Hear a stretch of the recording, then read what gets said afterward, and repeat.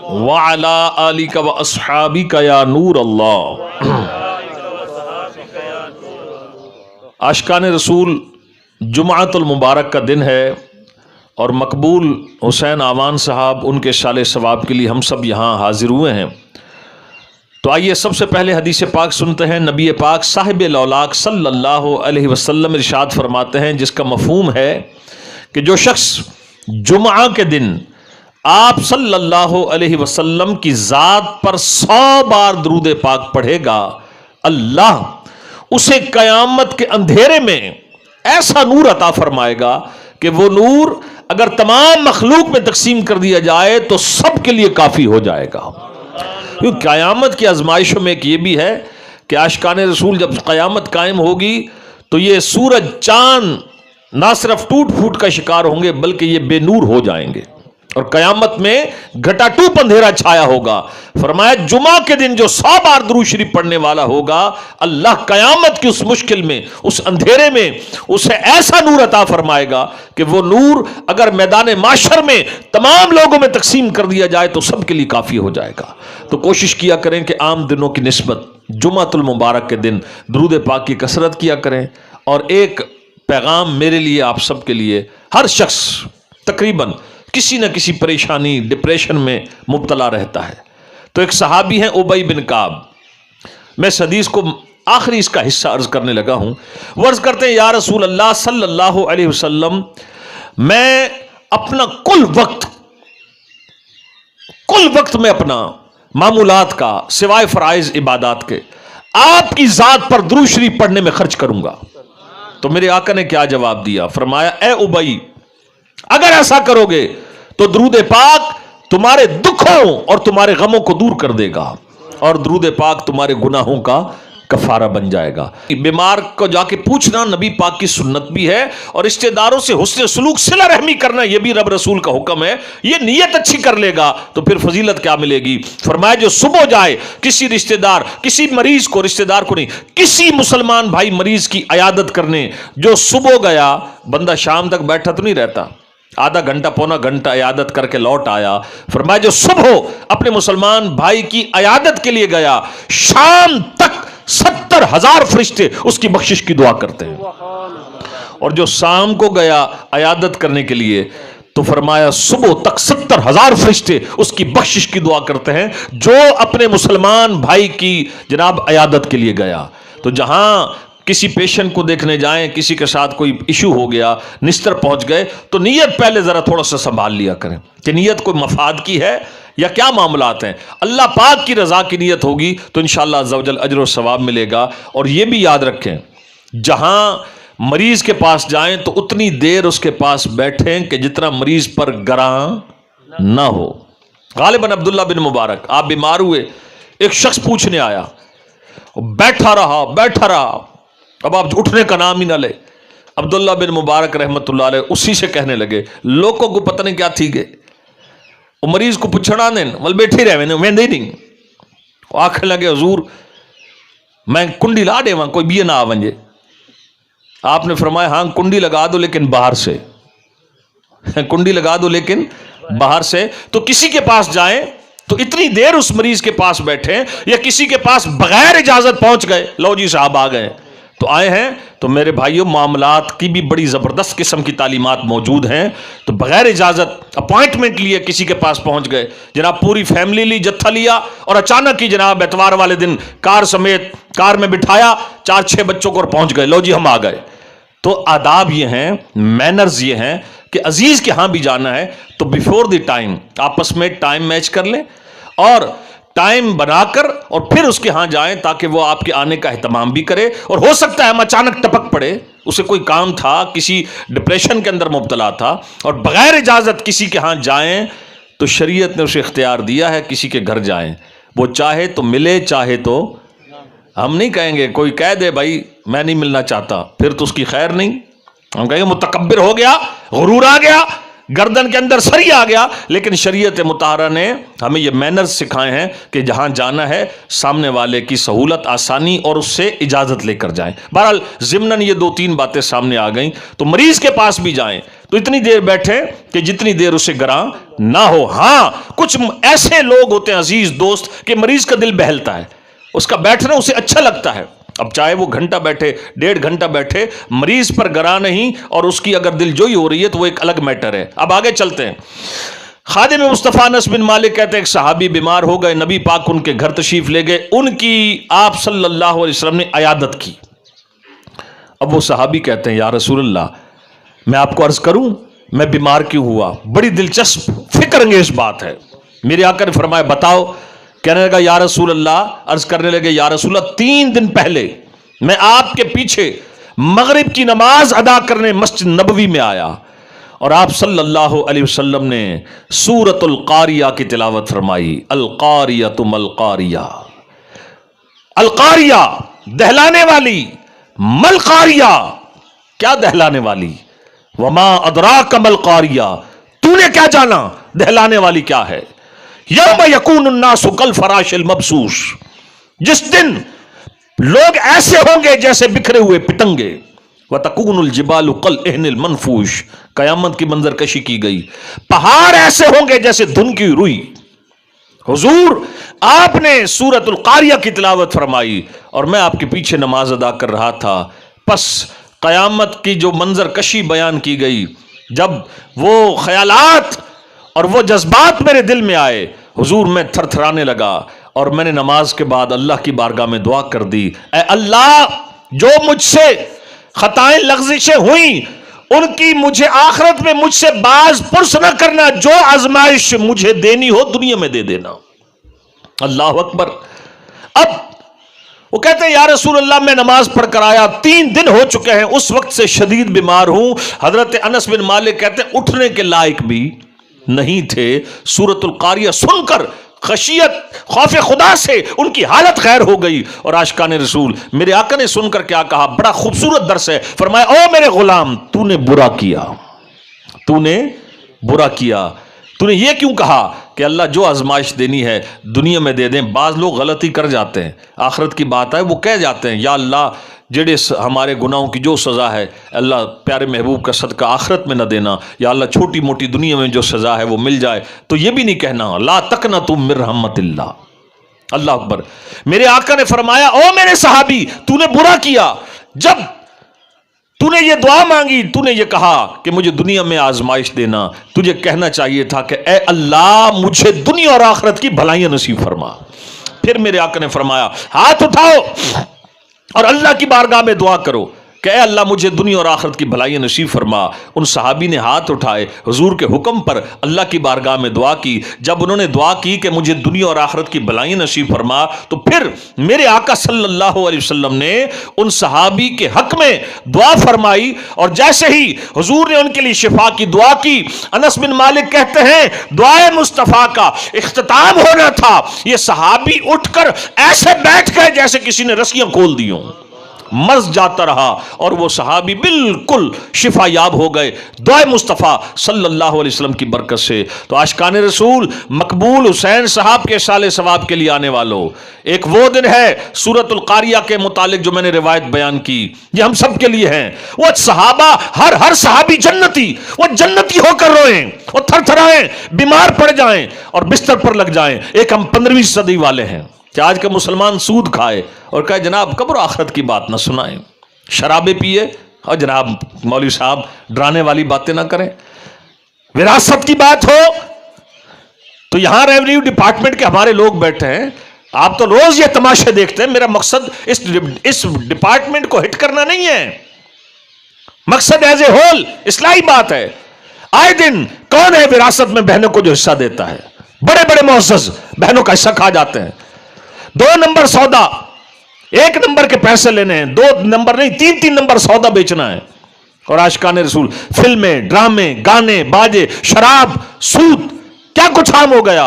اور کسی کو سمجھانے جائیں بعض لوگ گلے پڑ جاتے ہیں. ناصحہ کہتے ہیں نصیحت کرنے والے کو, زبان حال اور قال سے کہتے ہیں ناصحہ او نصیحت کرنے والے, ناصحہ مت کر نصیحت مجھے, دل میرا گھبرائے ہے, اس کو دشمن جانتا ہوں جو مجھے سمجھائے. وہ دشمن لگتا ہے جو اچھی بات کرتا ہے۔ تو آئیے عاشقان رسول، ان لمحات کے اندر میں قیامت کے متعلق آپ کو سور جو پھونکنے کا ہم سنتے رہتے ہیں کہ سور پھونکا جائے گا، اٹھایا جائے گا، ہمیں اٹھایا جائے گا، تو سورۃ القاریہ کی تفسیر کے تحت اس پیپر کے اندر جو میرے پاس تحریری بیان ہے، جو کچھ لکھا ہے، اس کا خلاصہ میں آپ کے سامنے عرض کر رہا ہوں۔ جب قیامت قائم ہوگی تو قیامت قائم ہونے کا سبب سور پھونکا جانا ہے۔ ابو ہریرہ رضی اللہ تعالیٰ نے فرماتے ہیں اللہ نے جب زمین و آسمان کو بنایا، آپ حدیث پاک نقل کر رہے ہیں، تو اللہ تعالیٰ نے زمین و آسمان کو بنانے کے بعد سور کو بنایا، سور سواد والا، اور حضرت اسرافیل علیہ السلام وہ سور اپنے منہ میں لیے عرش الہی کی طرف دیکھ رہے ہیں۔ ابو ہریرہ فرماتے ہیں ہم نے عرض کی یا رسول اللہ یہ سور کیا ہے؟ فرمایا یہ سینگ نما ایک شے ہے، سینگ نما۔ عرض کی گئی حضور یہ کتنا بڑا ہے؟ فرمایا زمین و آسمان کی چوڑائی جتنا ہے۔ اور جناب اسرافیل کھڑے ہیں، زمین و آسمان اللہ نے بنایا، تو حضرت اسرافیل علیہ السلام اس سور کو منہ میں لیے کھڑے ہیں، عرش کی طرف دیکھ رہے ہیں کہ جیسے ہی حکم ہوگا وہ سور پھونک دیں گے۔ اور جب سور پھونکا جائے گا تو میرے بھائیوں اس کی ہوں گے 3 مراحل۔ فرسٹ آف آل، پہلا سور پھونکا جائے گا گھبراہٹ کا سور، دوسرا سور پھونکا جائے گا موت کا سور، سب زیرو مر جائیں گے، تیسرا سور پھونکا جائے گا قیامت کے دن اٹھائے جانے کا سور۔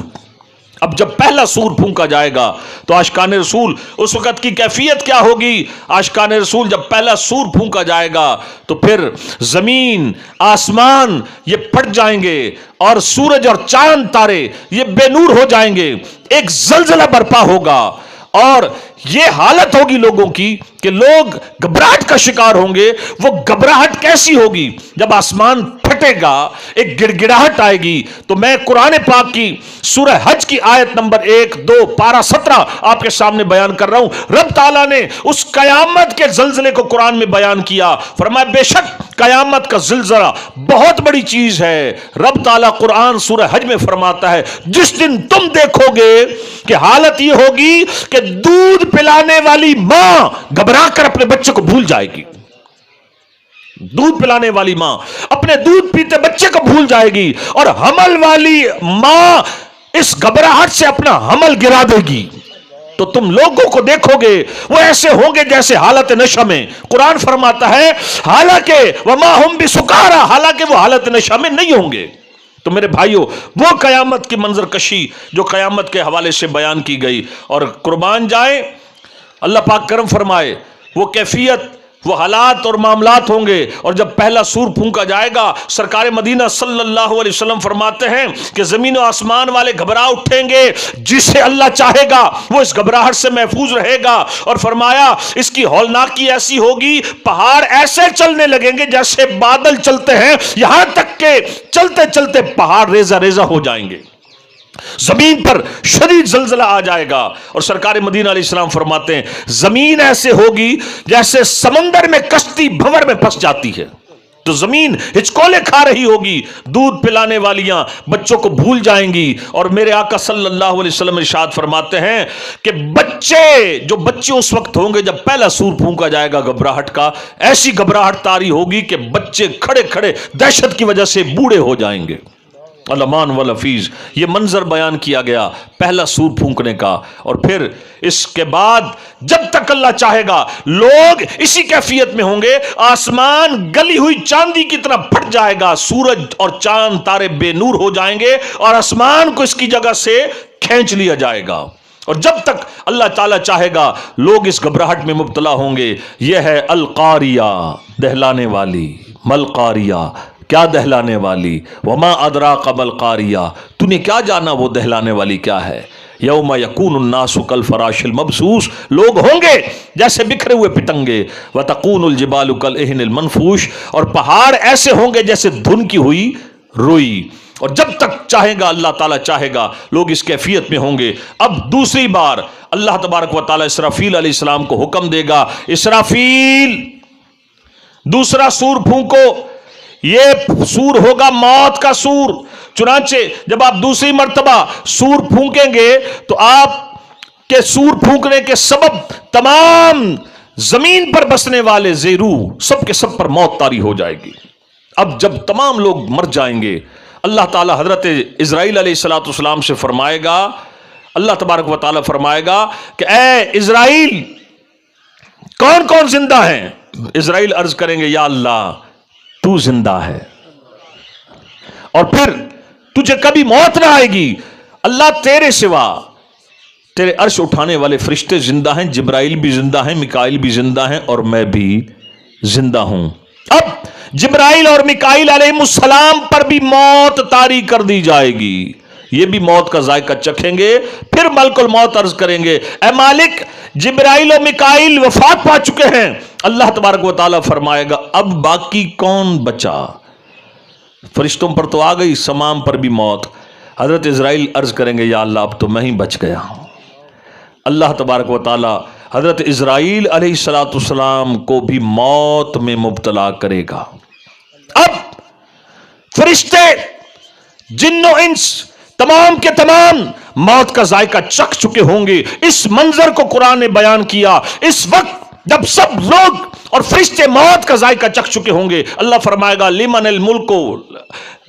الملک اليوم, آج کس کی بادشاہی ہے؟ پھر خود ہی رب تعالیٰ نے فرمایا للہ الواحد القہار, آج ایک اللہ کی بادشاہی ہے جو سب پر غالب ہے. اور پھر زمین و آسمان کو لپیٹ دیا جائے گا جیسے کاغذ لپیٹتے ہیں. پھر اس زمین کی جگہ نئی زمین بچھا دی جائے گی. آسمان جو چاندی کی طرح گلی ہوئی چاندی کی طرح پھٹ چکا تھا اللہ نیا آسمان بنا دے گا. اور اب اللہ پاک 3 مرتبہ فرمائے گا میں ہوں جبار, میں ہوں جبار, میں ہوں جبار, میرے شریک ہونے کا جسے دعویٰ ہو میرے سامنے آئے. اللہ اکبر. اس وقت کوئی بھی سر اٹھانے والا نہ ہوگا. اب مخلوق کو اس نئی زمین پر ڈال دیا جائے گا. جو پہلے والے پہلی قبروں میں تھے اب وہ نئی قبروں میں ہوں گے. جو پہلے زمین کی سطح پر مرے پڑے تھے اللہ جو نئی زمین بچھا دے گا اب یہ نئی زمین پر مرے پڑے ہوں گے. یہ ہے دوسرا سور پھونکنے کا بیان. پھر تیسرا سور پھونکا جائے گا اور تیسرا سور جب پھونکا جائے گا اللہ پاک کی حکم سے عرش اٹھانے والے فرشتے بھی زندہ ہو جائیں گے. جبرائیل و میکائیل تمام فرشتے بھی زندہ ہو جائیں گے. اور جب اسرافیل بھی زندہ ہو جائیں گے تو عاشقان رسول آپ اللہ تبارک و تعالیٰ کے حکم کے مطابق جب سور پھونکیں گے تو تمام روحیں نکل آئیں گی اور اللہ حکم دے گا اے ارواح جاؤ اپنے اجسام میں داخل ہو جاؤ.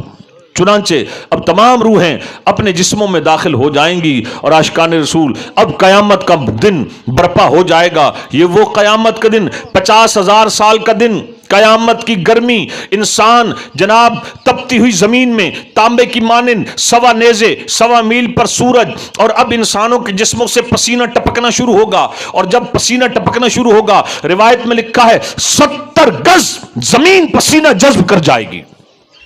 70 گز زمین پسینہ پی جائے گی. جب پسینہ جو باقی رہ جائے گا فرمایا اب وہ پسینہ ٹخنوں میں چڑھنا شروع ہوگا.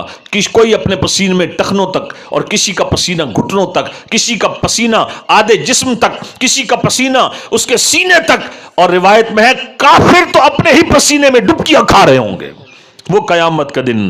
اب یہ وہ دن عاشقان رسول, ہاں مبارک ہو نماز پڑھنے والوں کو, مبارک ہو رزق حلال کمانے والوں کو, مبارک ہو 16 گھنٹے کا گرمی کا روزہ ہے یا 17 گھنٹے کا گرمی کا روزہ اس بندے نے کبھی روزہ قضا نہیں کیا. مبارک ہو اپنے آپ کو سود سے بچانے والوں کو, مبارک ہو روزانہ قرآن پڑھنے والوں کو, مبارک ہو حقدار کو حق دینے والوں کو, مبارک ہو وراثت میں پوری دیانتداری سے بہنوں کا بھائیوں کا حق دینے والوں کو, اور مبارک ہو ان کو جو ہمسایوں کا عزیزوں کا رشتہ داروں کا حقوق کا خیال رکھتے ہیں جن سے رب راضی ہوگا.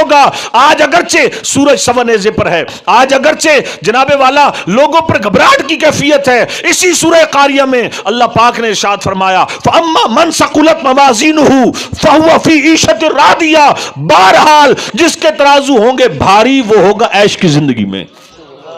قیامت تو قائم ہو گئی لیکن جس کے ترازو ہوں گے بھاری وہ ہوگا عیش کی زندگی میں. اور میرے بھائیوں یہاں تفسیر کے تحت بھی لکھا ہے اور ہم بھی سینس رکھتے ہیں کہ بھائی ترازو تو بھاری ہوں گے نماز سے, तराजू तो भारी होंगे रोज़े से, तराजू तो भारी होंगे तिलावत कुरान से, तराजू तो भारी होंगे माँ बाप की रजामंदी से, तराजू तो भारी होंगे यानी माँ बाप को राज़ी किया, हुकूकुल्लाह के साथ साथ हुकूकुल इबाद की अदायगी के साथ ये तराजू भारी होंगे। और जिसके तराजू भारी ना होंगे, खुदा न खास्ता अगर हुए खाते में बेनमाजी, मैं यहाँ पर एक अर्ज करूँ, ये मकसद ख़ास तौर पे बहसीयत मुसलमान आप सब मुझसे बेहतर हैं।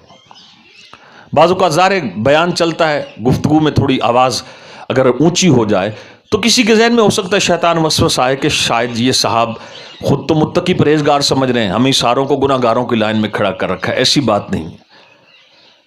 हम सब का तकब्बुर की तारीफ क्या है? किसी मुसलमान को अपने से कमतर समझना। आप सब कलमा गो हैं, मुझसे बेहतर हैं, लेकिन आशिकान रसूल अब किसी नबी की आमद तो नहीं होनी।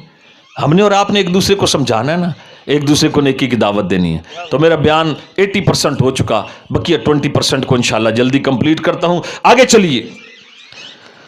वअम्मा मन खफ़्फ़त मवाज़िनुहु फ़उम्मुहु हाविया, जिसके बहरहाल जिसके तराजू होंगे हल्के, तो अल्लाह पाक इरशाद फरमाता है तो इसका ठिकाना होगा हाविया। फिर रब ताला ने खुद फरमाया वमा अदराका मा हिया, तुझे क्या मालूम वो क्या है? नारुन हामिया, वो एक शोले मारती हुई आग है। तो वो कयामत का दिन जिस दिन हाजिर होना है।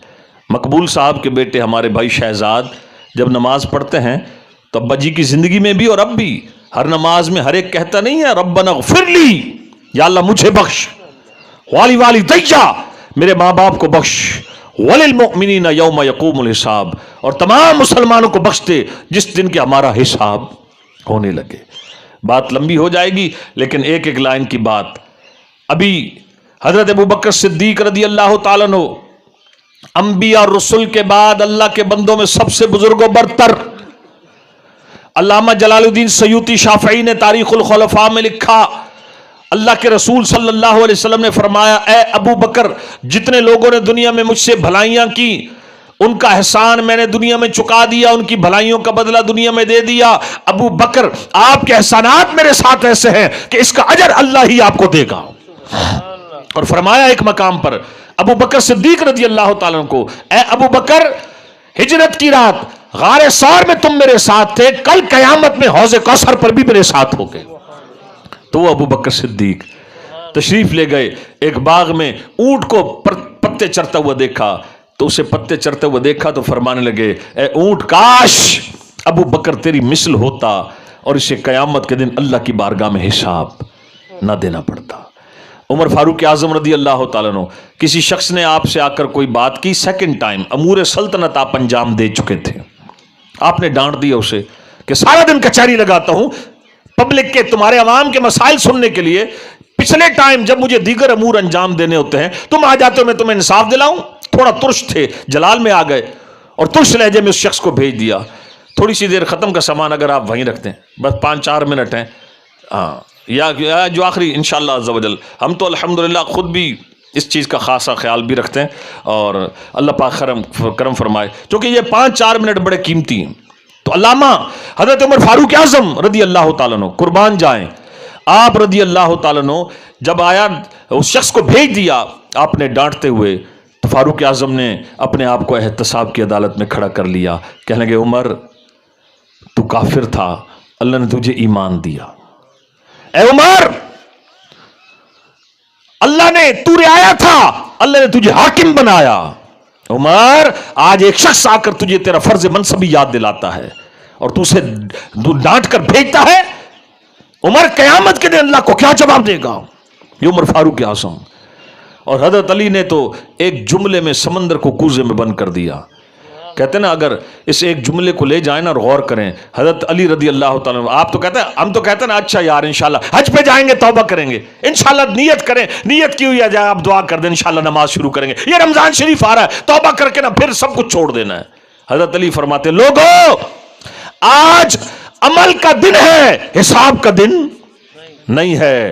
कल हिसाब का दिन होगा, अमल का वक्त नहीं होगा। इस बात को दिल में बिठाएं और यहां से उठें तो सामान 100 बरस का, पल की खबर नहीं। परसों कुछ दोस्तों ने जनाजे में शिरकत की आम खास बाग में, एक जनाजा बुजुर्ग का था اور ایک جنازہ اس نوجوان کا تھا جو مجھے بتایا گیا اس کے مطابق کہ 24 دسمبر 2021 کو ولیمہ ہوا اور 24 فروری 2022 کو جنازہ تھا. جگہ جی لگانے کی دنیا نہیں ہے، یہ عبرت کی جا ہے، تماشا نہیں ہے. ملے خاک میں اہل شان کیسے کیسے، مکی ہو گئے لامکان کیسے کیسے، وہ نامور بے نشان کیسے کیسے، زمین کھا گئی نوجوان کیسے کیسے. تو میرے مضمون کی آخری حدیث پاک اور انشاءاللہ عز و جل اینڈ ہوگا. نبی پاک صلی اللہ علیہ وسلم نے ارشاد فرمایا قیامت کا دن ہوگا، 10 قسم کے لوگ ایسے آئیں گے جن سے اللہ ناراض ہوگا، اور اللہ کی ناراضی کے سبب ان کے چہروں کے گوشت جھڑے ہوں گے اور اللہ ان کے بارے میں جہنم میں داخل ہونے کا حکم دے گا. یہ 10 باتیں تمام کی ڈیٹیل اور ایک کی بھی ڈیٹیل بیان نہیں کروں گا، ایک 2 منٹ لیتے ہوئے 10 باتوں پر نہیں، 2-3 جو اہم باتیں ساری اہم ہیں، لیکن ان 10 باتوں کو بیان کروں گا. اپنا میں اور آپ حساب کر لیں کہ ان 10 گناہوں میں سے کوئی میرے اندر تو نہیں ہے. القاریہ، دہلانے والی. ملقاریہ، کیا دہلانے والی. وما ادراک مل قاریہ، تو نے کیا جانا وہ دہلانے والی کیا. تو وہ 10 کون؟ فرمائے نمبر 1 بوڑھا زانی، بڑھاپے کو پہنچا، بدکاری نہیں چھوڑی. نمبر 2 گمراہ پیشوا. نمبر 3 شراب کا عادی.